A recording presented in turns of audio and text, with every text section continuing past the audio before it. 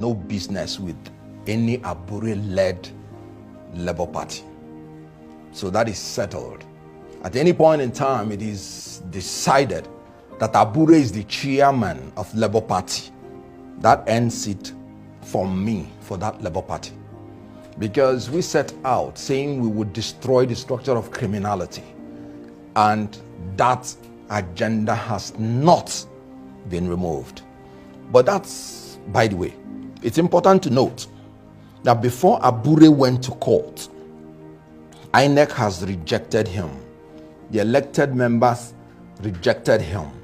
Members of Labour Party did not vote for him. By his own admission, recall that Abure said he came out unopposed. Abure said everybody in that NWC came out unopposed. So that's an admission that no single member of Labour Party voted for them. So you cannot sit down in your house or the backyard of any place and call yourself any name and you expect people to agree. Because elections are the hallmark of democracy. And elections confer legitimacy to any government. So without election, the test for popular participation and legitimacy is gone. So they do not have legitimacy. The court can rule anything the court wants to rule. The constitution will not change. Section 223 say that periodic election must be guaranteed. Section 82 subsection 3 said the executives of parties must emerge from the members of the party or their elected delegates. And then, let me say it again, Abure went to court before they instituted the caretaker chairman and the committee. And that again tells you that we are all culpable for what is going on in Labour Party.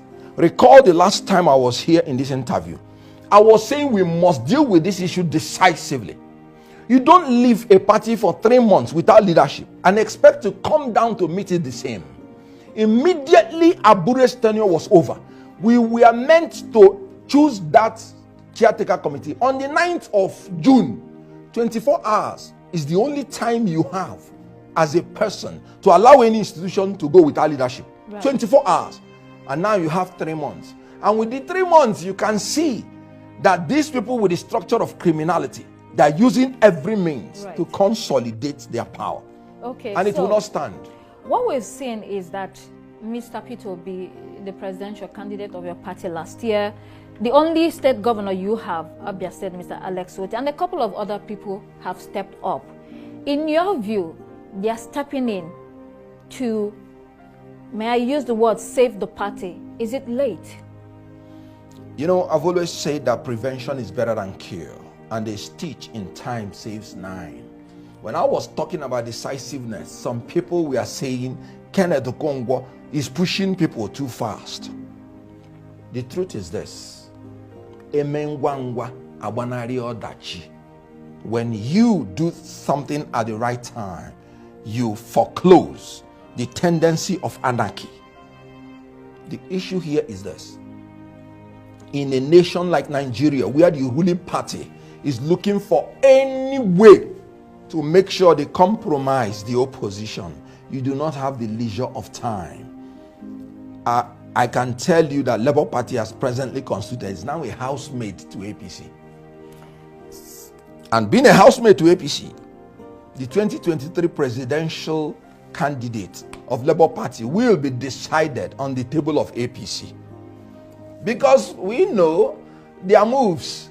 They are meeting the people now who help people to win cases in court. Because if nobody from your party is supporting you, then who are you now trying to become a chairman to?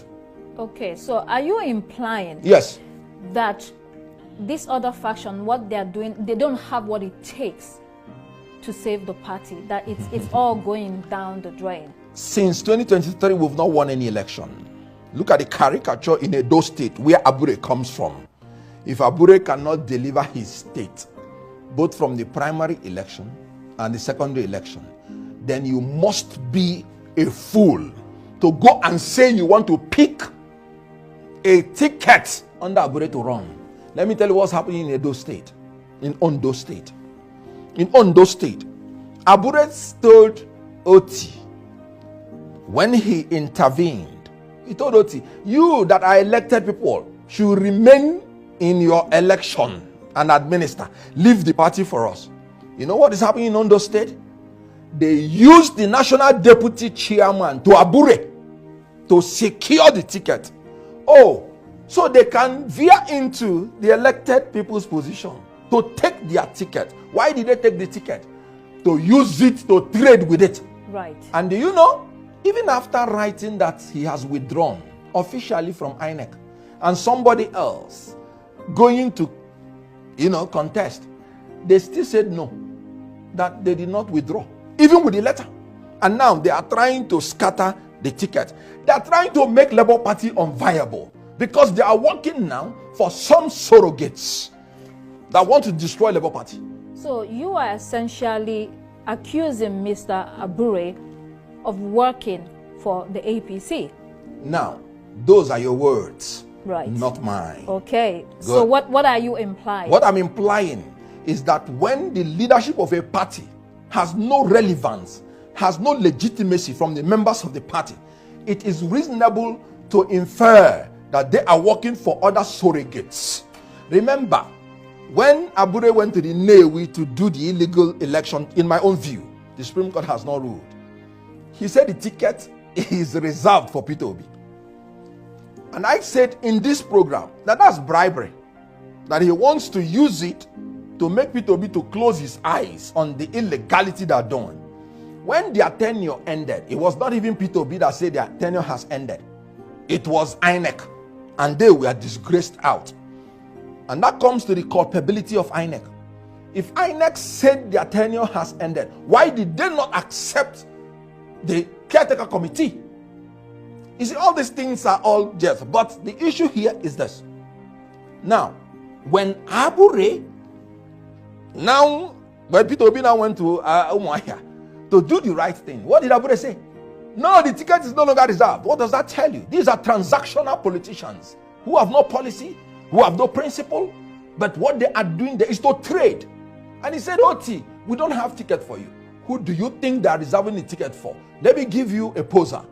The deputy speaker of the National Assembly told Oti, look, I would not sit down as a man of the ruling party and allow opposition to govern Abia State.